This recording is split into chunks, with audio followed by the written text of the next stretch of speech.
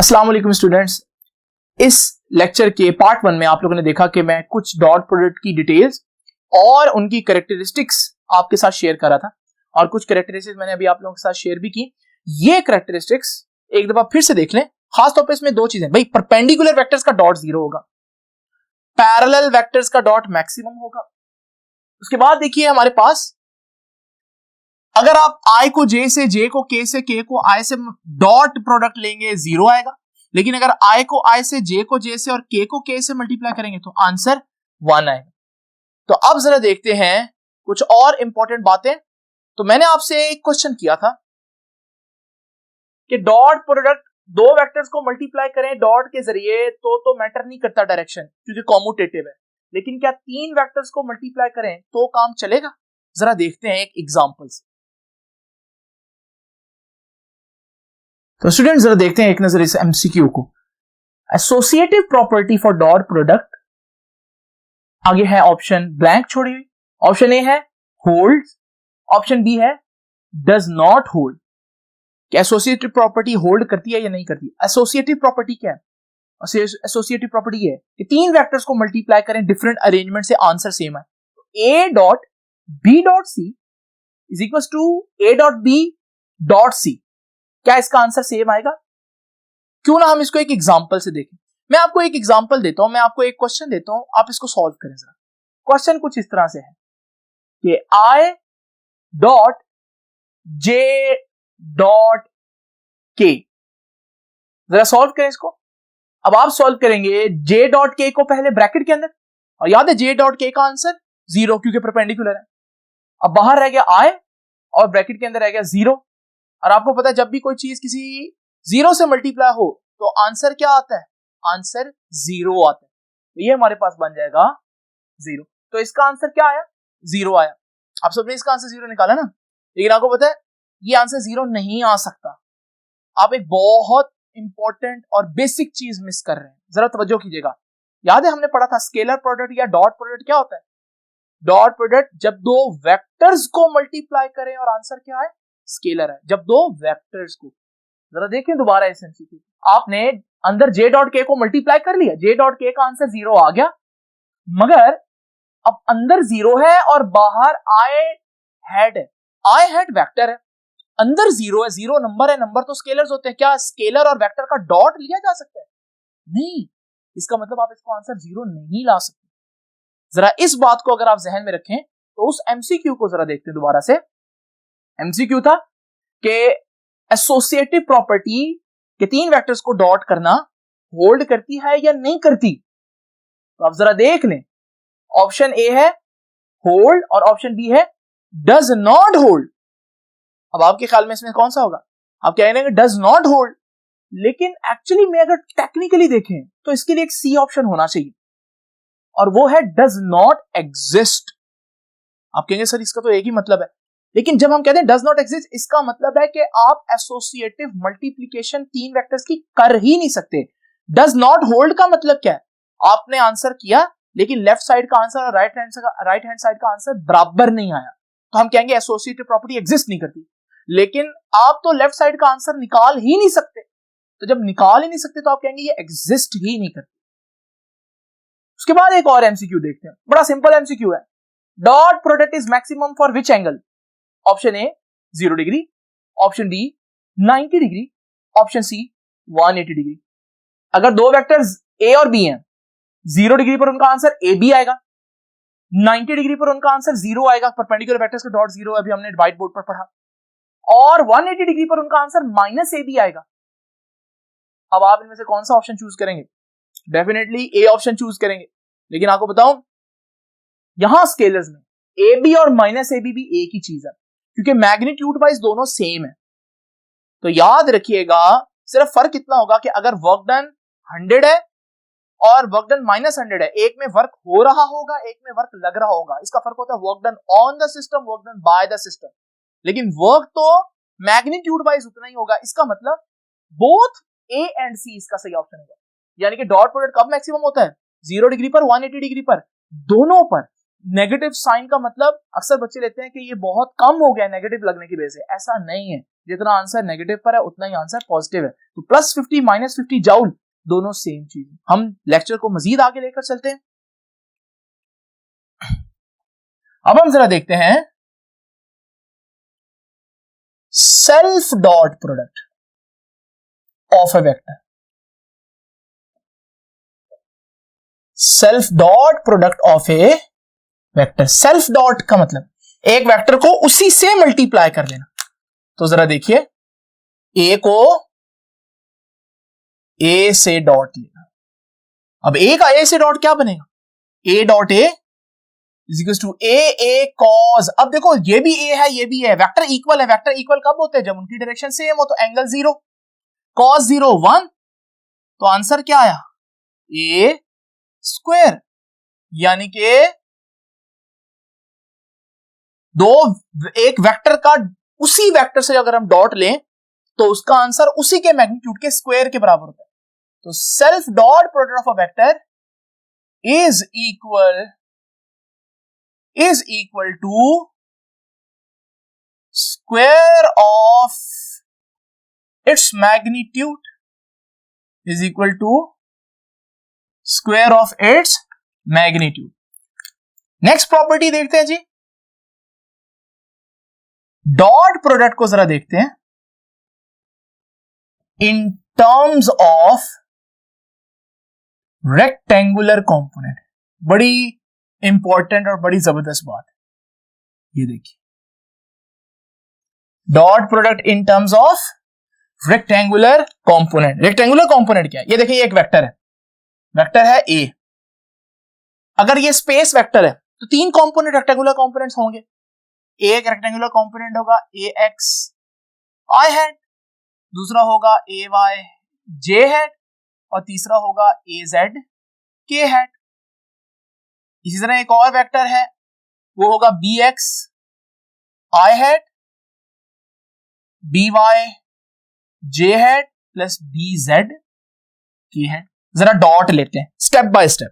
ये देखिए, ये जो मैं अब आपके सामने करने लगा हूं, मैं इसके ऊपर लिख रहा हूं कि ये रफ वर्क है।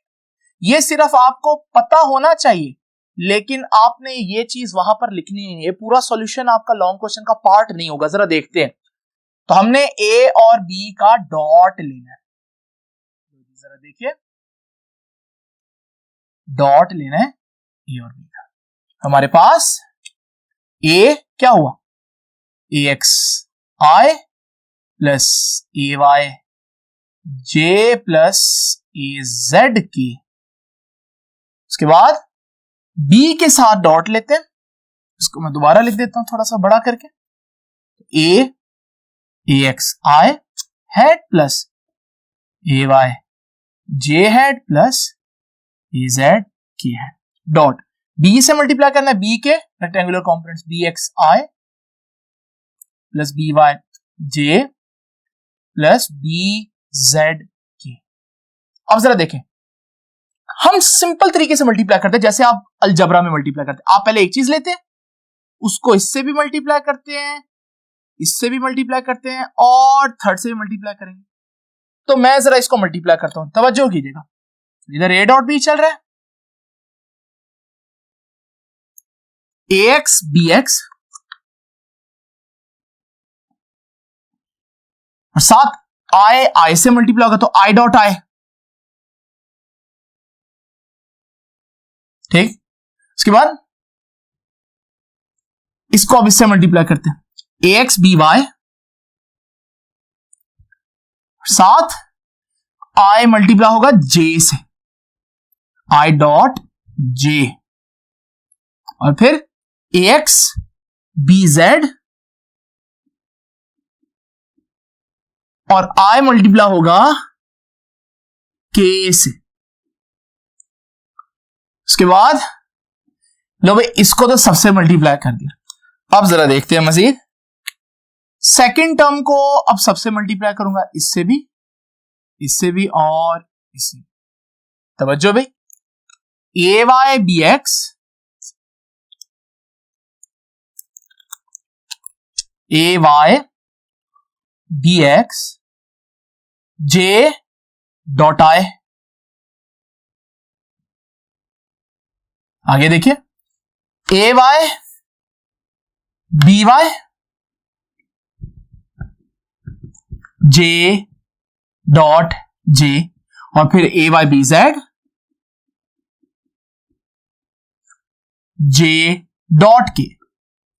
सीधा थर्ड स्टेप देखिए, अब इसको मल्टीप्लाई करते हैं सबसे, ए जेड बी एक्स के डॉट आई,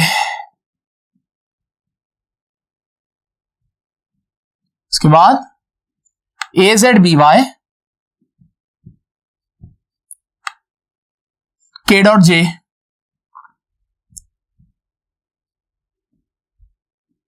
उसके बाद ए जेड बी जेड के डॉट के।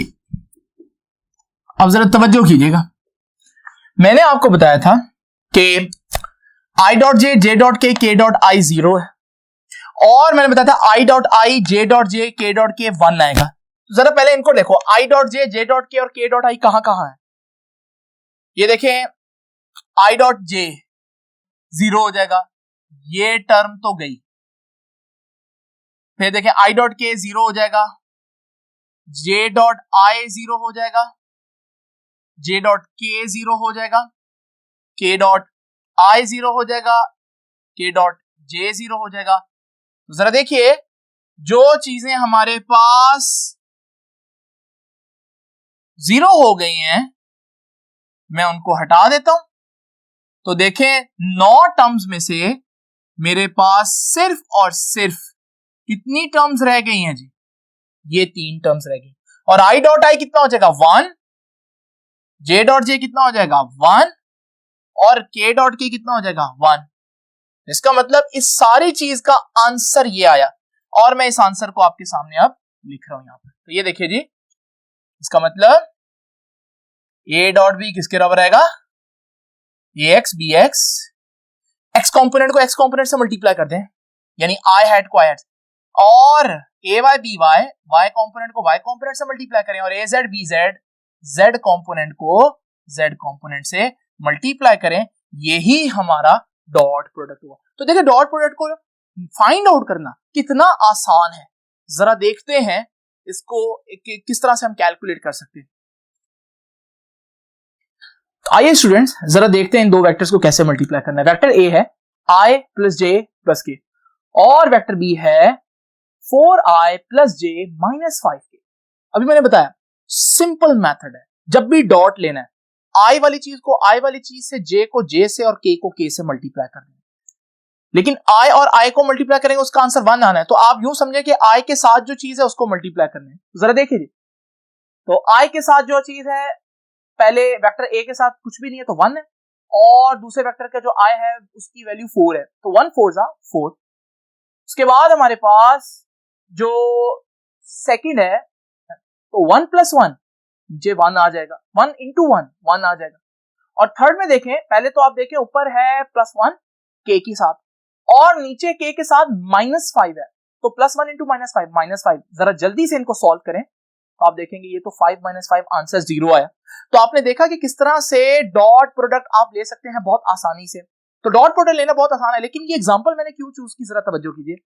डॉट प्रोडक्ट लिया और आंसर 0 आया, कुछ याद आता है आपको डॉट प्रोडक्ट का आंसर 0 आ रहा है, इसका क्या मतलब है? जरा सोचें, डॉट प्रोडक्ट कब 0 आता है? डॉट प्रोडक्ट 0 आता है जब उनके दरमियान एंगल 90 डिग्री हो। इसका मतलब मैं इन वेक्टर्स को देखे बगैर कह सकता हूं कि ये दोनों वेक्टर्स 90 डिग्री हैं, क्योंकि उनका डॉट 0 आ रहा है, और डॉट तो तब 0 आएगा जब हमारे पास वेक्टर 90 डिग्री हो। इसका मतलब क्या हुआ कि डॉट प्रोडक्ट कोई फालतू चीज नहीं है, ये एक बहुत जबरदस्त टेस्ट है चेक करने के लिए कि दो वेक्टर्स परपेंडिकुलर हैं या नहीं। इस तरह का न्यूमेरिकल भी आपके एक्सरसाइज में अगर वो कहीं पर कहे कि चेक करें कि ये दो वेक्टर्स परपेंडिकुलर हैं या नहीं, आप उनको ड्रॉ ना कीजिएगा और कुछ भी नहीं करना, आपने सिंपल उसका डॉट लेना है। अगर डॉट का आंसर क्या आ जाए 0, तो इसका मतलब वो परपेंडिकुलर हैं, और अगर 0 ना आए तो ये परपेंडिकुलर नहीं है। ये बड़ा जबरदस्त टेस्ट है, इसको याद रखिएगा। अब आखिरी चीज जो वो पूछ सकता है वो ये पूछ सकता है कि दो वेक्टर्स के दरमियान एंगल कितना है। यहां एंगल थीटा वो एंगल नहीं है, मैंने आपको बताया था, ये देखिए ये एंगल थीटा दोनों वेक्टर्स की टेल के दरमियान एंगल होता है, ये वाला एंगल थीटा। अब वो जो एक वेक्टर का एंगल थीटा होता है वो कहां से बनता है, वो पॉजिटिव एक्स एक्सिस से एंटी क्लॉकवाइज डायरेक्शन में बनता है, जबकि ये दो वेक्टर्स के दरमियान बनता है, वो पुरानी बात होगी। अब ये वेक्टर कैसे निकाला जा सकता है, तो लास्ट हमारे पास है डायरेक्शन कैसे फाइंड आउट की जा सकती है, दोनों वेक्टर्स के दरमियान एंगल कैसे फाइंड आउट किया जा सकता है। तो ये देखिए जी हमारे पास a डॉट बी किसके बराबर होता है, ए बी कॉस थीटा। तो ये आ जाएगा ए बी कॉस थीटा, और वहां क्या रह जाएगा, A X B X, A Y B Y and A Z B Z.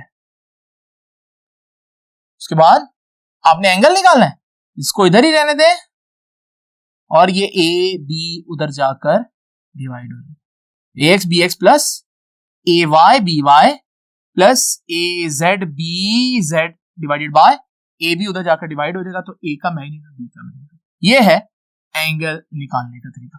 तो आपने देखा कि कितना आसान है डॉट प्रोडक्ट्स को डील करना। तो अगली एग्जांपल में जो आपकी बुक की एग्जांपल है, हम जरा उनको डिस्कस करते हैं ताकि हमें मजीद चीजें जो है वो क्लियर हो। तो बच्चों जरा देखते हैं आपकी बुक के पेज नंबर 33 और 34 के ऊपर दो एग्जांपल्स दी हुई हैं। उनमें से पहले एग्जांपल में उसने 2 पॉइंट्स दिए हैं और फोर्स दी हुई है, और कहता है फाइंड आउट करें वर्क डन। आपको पता है work done is the dot product of force and displacement. Force तो मौजूद है मगर डिस्प्लेसमेंट नहीं है। डिस्प्लेसमेंट निकालने के लिए पहले हम निकालते हैं, इन पॉइंट्स का हमें कोई फायदा नहीं है, हम इनको वेक्टर की फॉर्म में लेकर आते हैं। तो पॉइंट ए का पोजीशन वेक्टर निकालते हैं, वो आर ए होगा, और वो निकालना बहुत आसान है। कोऑर्डिनेट्स की जगह पहले कोऑर्डिनेट के साथ आई लगा दें तो 1 है, और 3 के साथ यानी कि सेकंड कोऑर्डिनेट के साथ जे लगा दें। इसी तरह पॉइंट बी के साथ 5 के साथ आई लगा दें और 7 के साथ जे लगा दें। और अब आपने डिस्प्लेसमेंट निकालना है, तो डिस्प्लेसमेंट निकालने के लिए इनको माइनस कर दें, तो आर बी माइनस आर ए।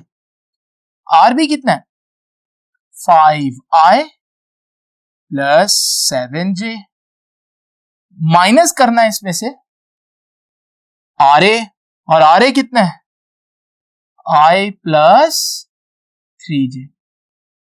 अब जरा देखें 5 में से 1 जाएगा तो 5i माइनस i 4i, और 7j माइनस 3j 4j। तो ये हमारे पास डिस्प्लेसमेंट आ गया।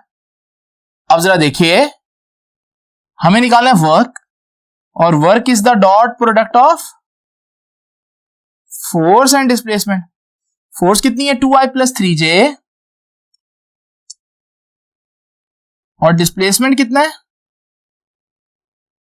4i plus 4j।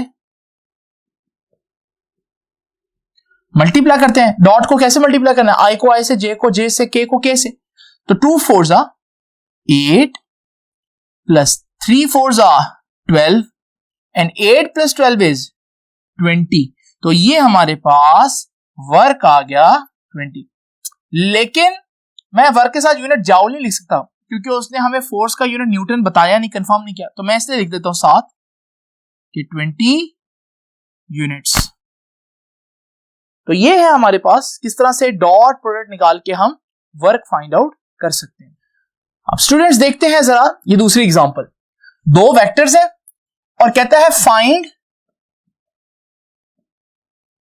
Projection of A on B. A की प्रोजेक्शन, याद है प्रोजेक्शन को मैंने बोला था एज ए शैडो इमेजिन करें, और प्रोजेक्शन जो है वो ए की ए कॉस थीटा होगी। तो वो कह रहा है दूसरे अल्फाज में कि क्या फाइंड आउट करें, ए कॉस थीटा। जरा याद करें ए डॉट बी किसके बराबर था, ए बी कॉस थीटा। मुझे क्या फाइंड आउट करना है, मुझे ए कॉस थीटा, ये चीज। तो मैं यहां से बी को उठाकर इधर ले जाऊंगा, तो फिर ए कॉस थीटा बराबर आ जाएगा ए डॉट बी, और ये बी का मैग्नीट्यूड उधर आकर डिवाइड होगा। अब जरा देखें तो क्या क्या चीज मुझे चाहिए, एक तो मुझे डॉट प्रोडक्ट फाइंड आउट करना है और फिर बी का मैग्नीट्यूड फाइंड आउट करना है। मैं इधर पुट करूंगा, मेरे पास ए कॉस थीटा आ जाएगा। पहले तो मैं डॉट प्रोडक्ट फाइंड आउट करता हूं, देखिए जरा। तो ए डॉट बी, ए कितना है 2i माइनस 8j प्लस के, डॉट बी कितना है 3i minus 4j minus 12k। आपको पता है जब भी डॉट लेना आई को आई से, जे को जे से और के को के से मल्टीप्लाई करना है। 2 3s are 6 minus minus plus 8 4s are 32 plus minus minus और ये के साथ 1 है यानी कि कुछ नहीं है, तो 1 12s are 12। ये हमारे पास सॉल्व करने के बाद आंसर आएगा 26। तो डॉट तो आ गया 26, ये ऊपर वाली चीज आ गई है, ठीक है। अब जरा देखिए नीचे मैग्नीट्यूड भी निकालना बी का। किसी भी चीज का मैग्नीट्यूड कैसे निकालते हैं, याद है मैंने आपको बताया था। उसके साथ जो आई है उसका स्केयर, वाई जो जे है उसका स्केयर और जो के है उसका स्केयर। तो भाई वेक्टर बी का ये है वेक्टर बी, 3 का स्केयर माइनस 4 का स्केयर माइनस 12 का स्केयर। इसको सॉल्व करें आपका आंसर आ जाएगा 30। आप जरा देखिए जी, a cos थीटा, यही फॉर्मूला लगाते हैं। हमने a cos theta find out करना है, किसके बराबर है a cos theta, a dot b over b magnitude. a dot b का आंसर कितना आया, ये देखिए जी 26 और b का मैग्नीट्यूड कितना आया 13।